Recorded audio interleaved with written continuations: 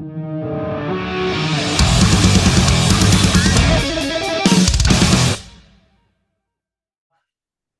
Jonathan, how are you, man? What's been happening? I'm doing great, man. I'm doing really, really good. How are you doing? Yeah, really good, man. Pretty pumped that you're coming back with Parkway Drive this September. It's a little bit sold out. Let's just say that. Massive shows, brother. Dude, insane, insane. We had our that accident in 2015, and then Mm, we finally got around to coming back. And I believe it was January of 2020. We had yeah. played Unified, like a second show back. We were so excited, we were getting things back together, and then pandemic hit, and then we were out of commission for a while, and then we kept having Australia planned, like we had Full Tilt, and then Yeah. that went sideways, and then we had a headline tour planned, like we were going to come out and just play headline shows, and then that was the exact same time, exact same cities as Knotfest. They announced Knotfest. Oh, We're like, well, man. we can't do that. We can't make Yeah. people compete. I have to choose. Obviously, they're going to want to go to Knotfest. So it's been a lot of planning and a lot of really wanting to get down there. And then one day we just got a call from Parkway, and they're like, "Hey, you guys want to come and do this tour?" And we're like, "You guys could Nah. sell, you guys could sell these arenas with literally nobody playing. It could just be Parkway, and the fact that you're going to bring us, dude, we'll do it, no question." They could So so sick. they could have cardboard cutouts of Winston on stage and they'd still sell it out. Dude, it'd be nuts, and people would go bananas for it, Bananas dude. for it. But the fact that you're going to be playing as well is fucking bonkers. It's going to be so good, dude. Like, so many people are so pumped to see you again down here. Because, as you said, you played Unified, but you haven't done the full tour. It's been a long time, man. So, of course, are we going to get a pizza party down here? I've been seeing you doing the pizza parties over there. Yeah, yeah. We just started doing VIP with the last tour we did. We did a co-headline tour with Under Oath here in America. Yeah. And we did like a coffee club kind of thing where we just drank coffee and and chatted with people doing that. And then we were thinking of doing something this different this time around, and it became with the slice with TGI pizza party. So I don't know if we're gonna be doing VIP stuff because it's not our tour, it's a Parkway tour. So Yeah, if it works, cool. If not, we're gonna save it for the next time we headline down there, which is gonna be very soon. I promise. We've had it in the plan. We've had it in the works. It's just hasn't worked out. And then yeah, we're doing this support tour, and then hopefully coming back to all of our Ghost Inside fans, and then maybe some new fans we picked up on the Parkway tour. So that's our plan. man, it's going to be such a what a good year ahead for you, man. So I'm excited for you. Of course, you've got the new album on the way too, Searching for Solace, which I've heard April 19, which is what next. Let me have a look here. Next week, dude. Yeah, yeah, dude. Not long now, man. A little over a week. Yeah, next Friday, right? Yeah. Man, it's a good album, dude. It's really, Cheers, man. really solid. Are you Cheers. feeling Thank you. good Thank about you. it? Yeah, feeling great, man. We with this record specifically, we wanted to elevate things. We know we did that record in 2020. We did the self-titled record, and that Mm, was important for us because we had just come back from the accident, and we were proving to ourselves and to our fans that we could do music again, that we can make it. But the songs just sounded like an updated version of Dear Youth. I love all the songs and I love the record, but it felt like a real lateral move where it was just like mm. more of what makes us us, and this one we really tried to go into things being like, hey, we almost didn't get another chance at this. We almost lost this forever. Like, we have to give this 150%. Like, we have to put everything we can into this and really amplify things. And it's really what we did. And the reason why this record is so special to us is because it is the first record that has been kind of darker in a sense, where it's like you're dealing with the maze of the mind. You're dealing with the the wrong turns, the lefts and rights, the dead ends, the U-turns, the yin and yangs, the valleys and the peaks, like dealing with everything that you go through, because everything in life, it's not a linear path. You go, you want to do something, you see a goal, but it's never just you walk there. It's like you have to go, like, traverse the landscape to do it. And this one was really special to us because it was a lot of back and forth, and it's really intentional in the way that we structured the record and the songs that we wrote, and the way it feels like it's like a tug of war, and it's like pulling you, and it's just like we have material that is like really like like more like softer sounding, but it's really like a darker vibe as far as the lyrics. And we have everything in between, and it's really like a step up for our band, and we're really excited about it. You recorded with, was it 3 different producers? Is that right? We worked with a bunch of different producers. We ended Yeah. up we tracked the record with Dan Bronstein, who's done Spirit Box, Mm. or Silent Planet, done those bands. But we wrote songs with Dan, obviously, but we wrote songs with Cody from Wage War. We wrote songs with Tyler Smith, who's done Falling in Reverse and I Prevail, and bands like that. And then we also worked with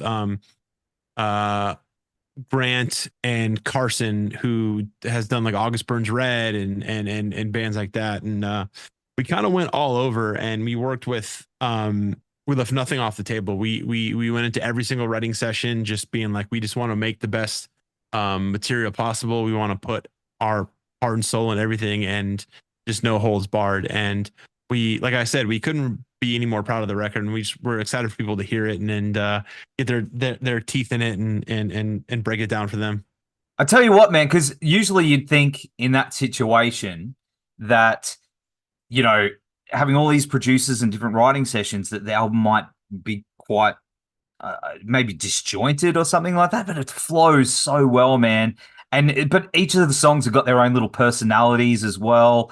I think it worked, man. It's really, really, really good, man. What's the song? I think it's Wrath.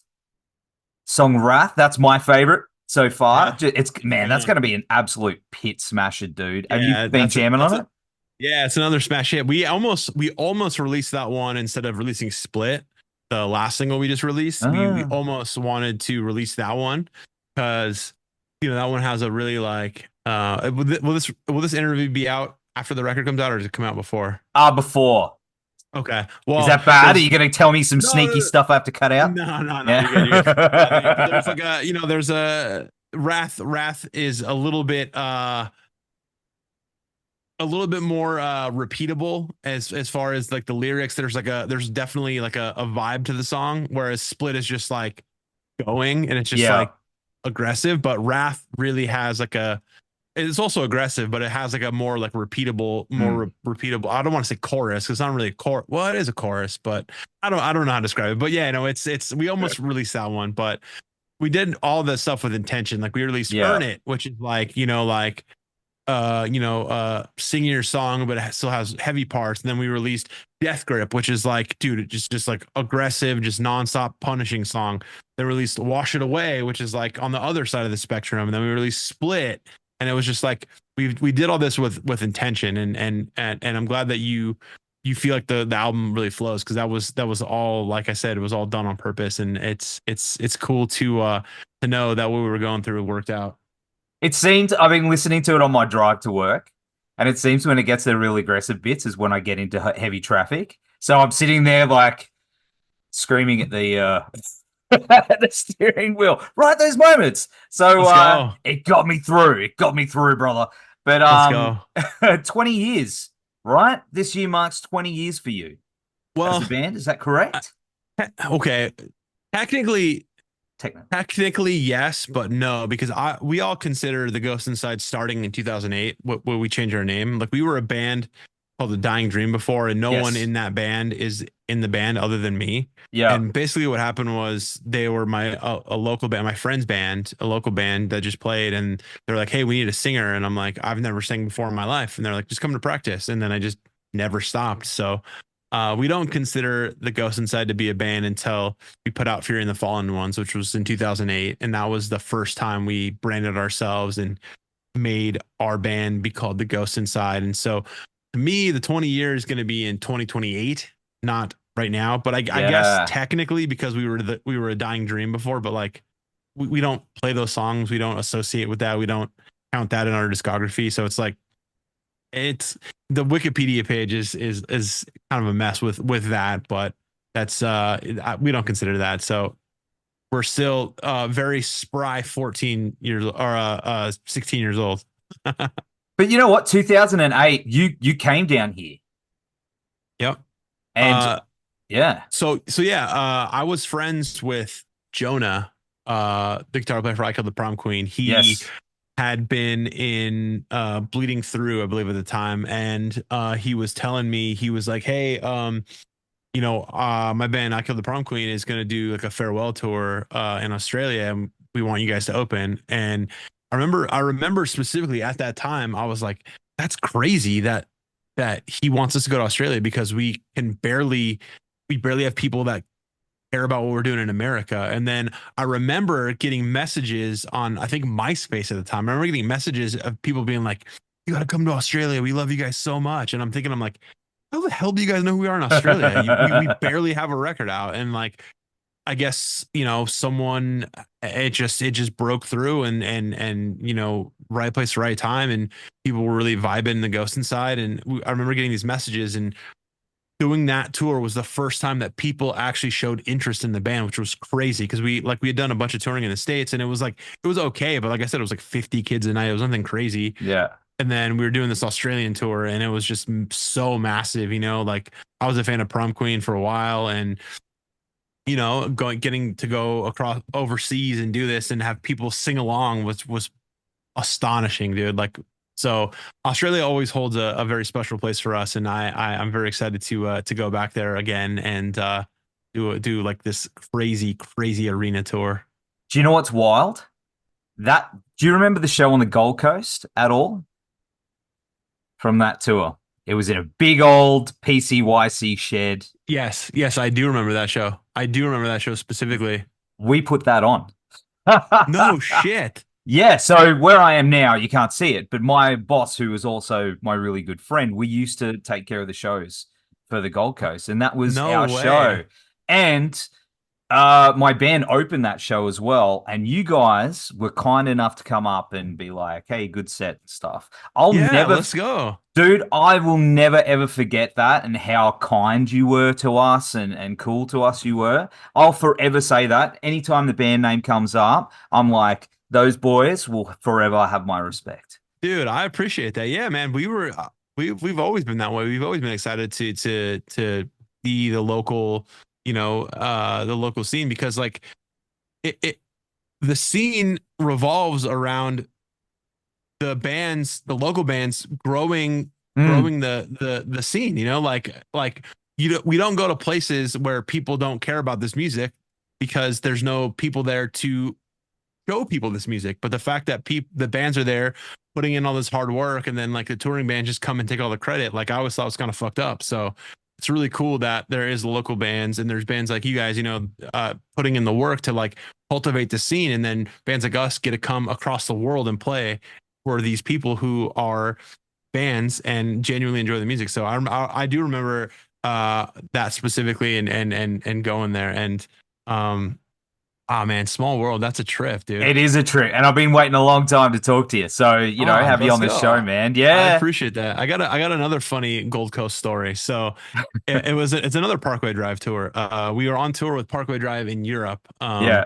They're massive in Europe. Like, they're big in Australia. They're massive in Europe. But we did a European tour with them, and we can't remember, we were in Germany somewhere. I remember playing, and we had just finished up playing, just showered and go watch a Parkway, and they finished the song, and during the silence before Winston started talking, some guy in the crowd, an Australian guy in Germany, goes, "Say good day to the Goldie, you cunt!" Like, super fucking loud. Like, it was silent. Everyone was like looking around like, what the fuck? And I remember being like, we're Americans, and cunt is like a crazy word out here, but it's nothing for Australians. It's just like, it's like, friend, what's up, dude? How's it going? Like, that's the thing. And dude, just hearing an Australian screaming that from the crowd was just like wild. We're like, where are we? We're not in Australia, or we're not in the Gold Coast. We're in Germany. It was wild, dude. Trust an Australian to do shit like that, I tell you. Like, we'll do that anywhere. Yeah, man. Well, hey, dude, it's been really cool catching up with you after, like 5, 10 years, 20 years almost. But, hey, brother, take care. Album kicks ass. We'll have all the links down here in the show notes and on the website. Brother, we'll see you soon. Let's go. Thank you. Yeah.